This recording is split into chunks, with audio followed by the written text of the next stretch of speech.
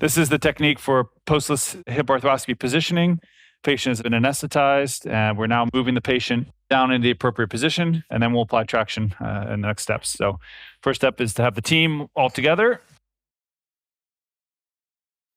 And we move the patient in the same position that we would be in if we were doing posted hip arthroscopy. So we use 3 blankets just for a secure fit and padding of the extremity. Then we move to the feet.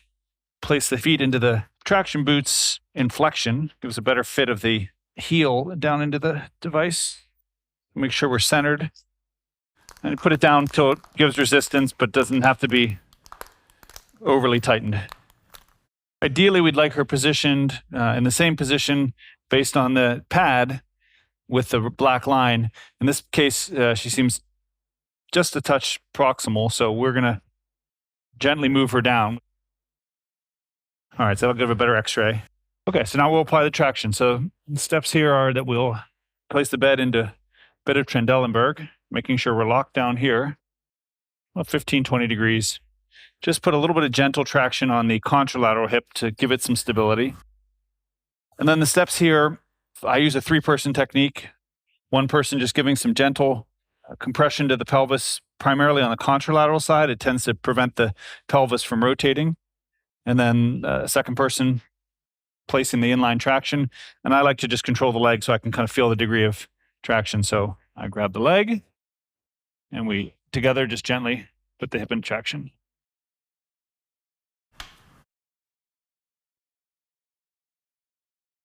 See the traction that's achieved. In this case, we won't apply any fine traction, but you can apply fine traction at this point in the procedure if needed. But that hip nicely came out of place with just gentle inline traction, no paralytic on board, just good relaxation with anesthesia. Now we'll prepare for the surgical part of the case. So in this case, for video purposes, the patient is wearing undergarments. They can be used, but you have to deal with them for access in the sterile field.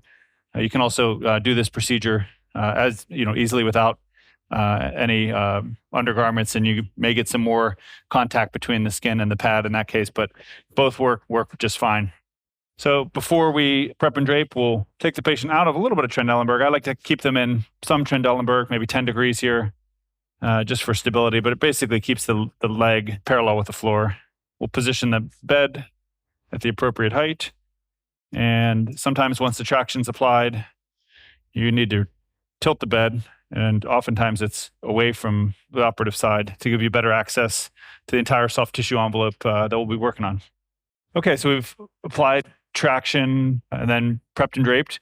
Traction is still applied. It has the benefit here where we have a nice working space. There's no compression of the soft tissues from the post. There's no paralytic on board. Our anesthesia team can really manage their pain levels and we think give a more efficient anesthetic. There's no reversal agents that are needed because we don't have any paralytics on board. So overall, we think a better patient experience, less pain from no post between the legs, and no risk for perineal palsy, no risk for pudendal nerve palsy from compression in the perineum. So we have a nice working space here. We've applied good traction, and we'll start the case now. So I like to make my portals based on topical landmarks that I can feel, as well as using fluoroscopy. We've got access to the joint. One of the nice features here is that we can titrate our traction. So at this point, she has an appropriate space for accessing the joint. But if we needed to at this point, we can vent the joint, which will just pop into the joint there. I'll get an air arthrogram, so we know we're in the joint. And then we can apply some fine traction if we need any more traction. In this case, we can apply a couple turns. Another benefit is we really can get a great assessment of the stability of the person's hip joint based on how easily they come into traction without a post. I think it gives a truer sense of how stable or unstable the hip is when we don't have paralytic on board and we don't have a post in there, and we're able to assess the stability of the joint on our application of traction. To work our femoral plasty, we'll do some bed repositioning. We'll abduct a little bit. That's good. All right, so we've leveled the pelvis again. Flex just a little bit more. Good. So we finished our labral repair. We're at the point now where we're managing our capsule. We're going to do our femoral plasty. We don't need to be in traction anymore. So for the femoral plasty here, I'm I'm viewing from a mid-anterior portal, which gives us nice access to the soft tissues anteriorly. The left hips, I like to hold my camera in my left hand, so I'm going to position my body and manage the hip with my own body. The right hips, it's the opposite. I'll hold the camera in my left hand, but the assistant will manage the body, and I'll stand more superiorly. So we'll now access the hip for the femoroplasty.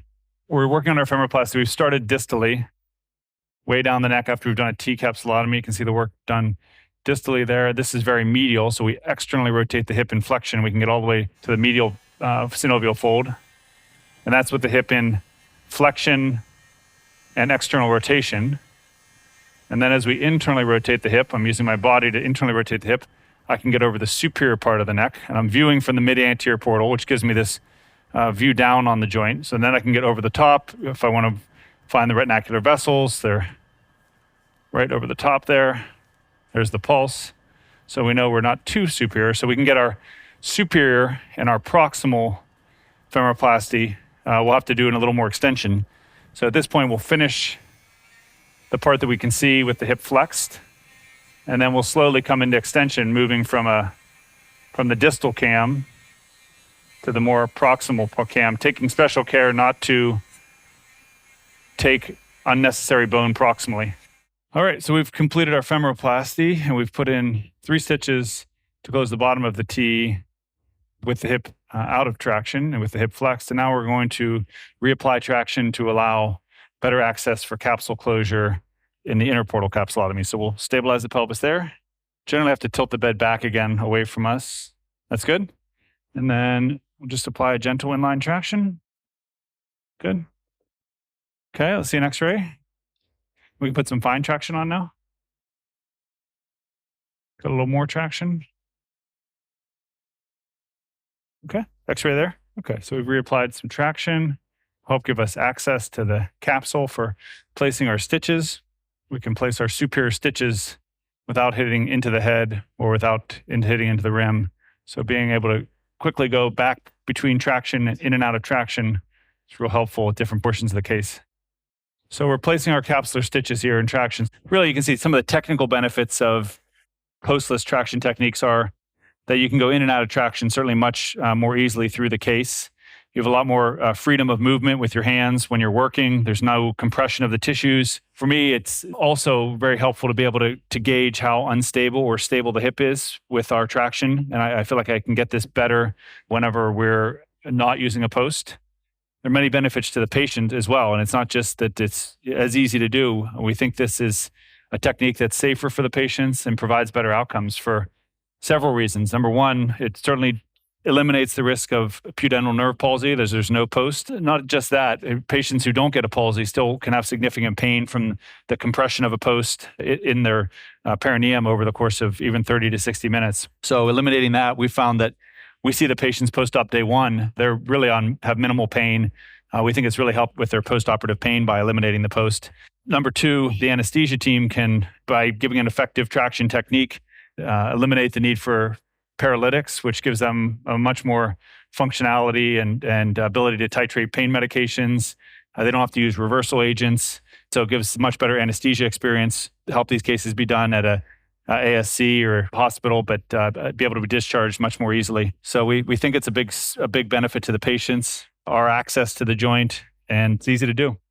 So some of the tricks and pitfalls, that, as with any technique, you really want to work with your team, your anesthesia team, your nursing staff in the room to all have a collaborative approach to this, because it does take a team to safely apply traction. So some of the pitfalls, I would say, really come from either poor communication and a room that's not used to doing this type of work. I would do some dry runs with your team, know who's going to be pulling and pushing where. It's important to have a radiology technician who knows where to position the fluoro and can change positions with you. So everyone really working on the same team is really helpful.